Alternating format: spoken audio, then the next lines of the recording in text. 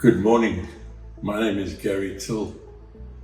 About 50 years ago, when I was in the South African Navy, they called for volunteers for submarines.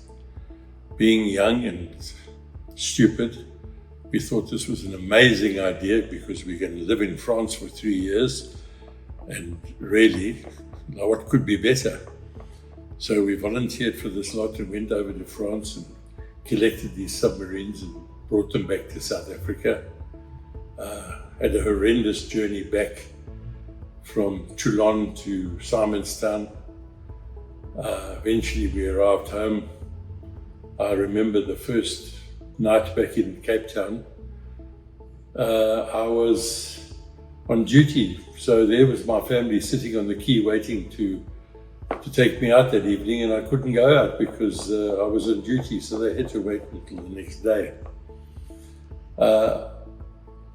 After serving for 5 years in submarines, you learn actually quite a lot about getting on with people, about discipline, about supporting each other, about generally being more human than most other people.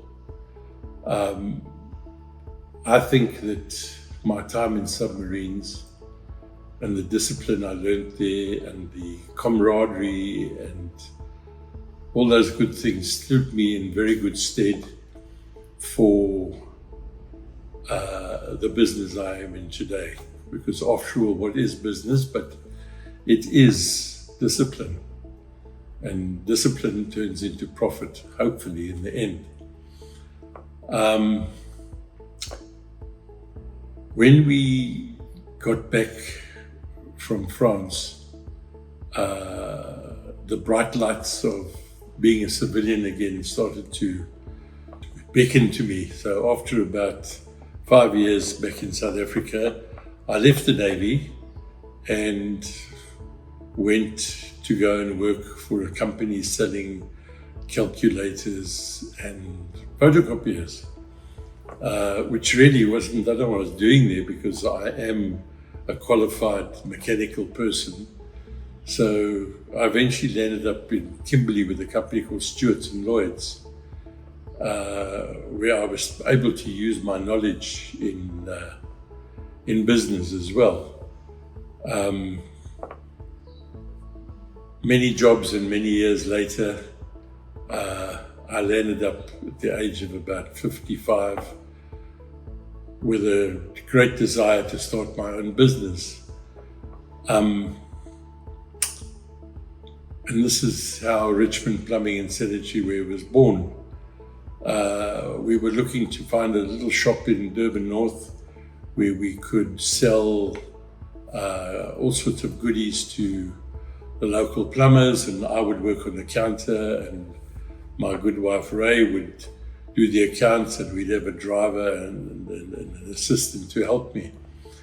Well, fortunately or unfortunately, that didn't happen. We've now grown to be probably one of the biggest independent merchants in Natal, which is a lot to be proud of, and we've worked hard and we've got lots of good friends in the marketplace, and we try and do our best. Now let's get back to the submarine. I've always kept in contact with the submarine fraternity in Cape Town and going down for reunions and keeping in touch with everybody.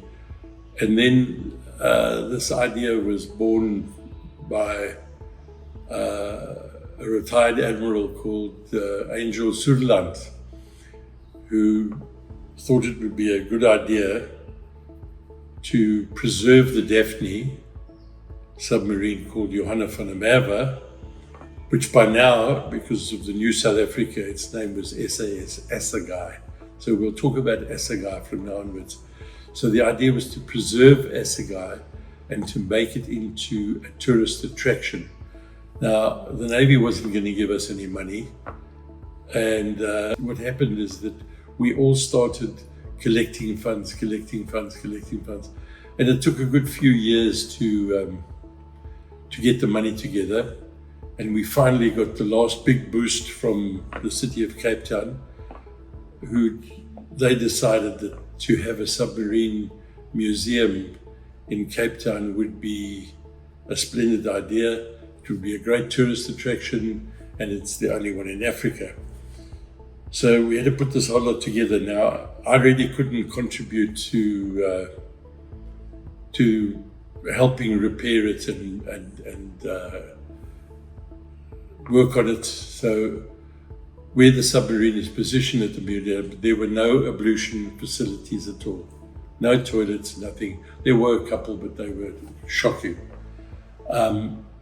So what we did is we supplied hot water boilers for tea and coffee for the staff in the working at the museum, and we provided brand new ladies and gents toilets. We provided the material, and it was installed there.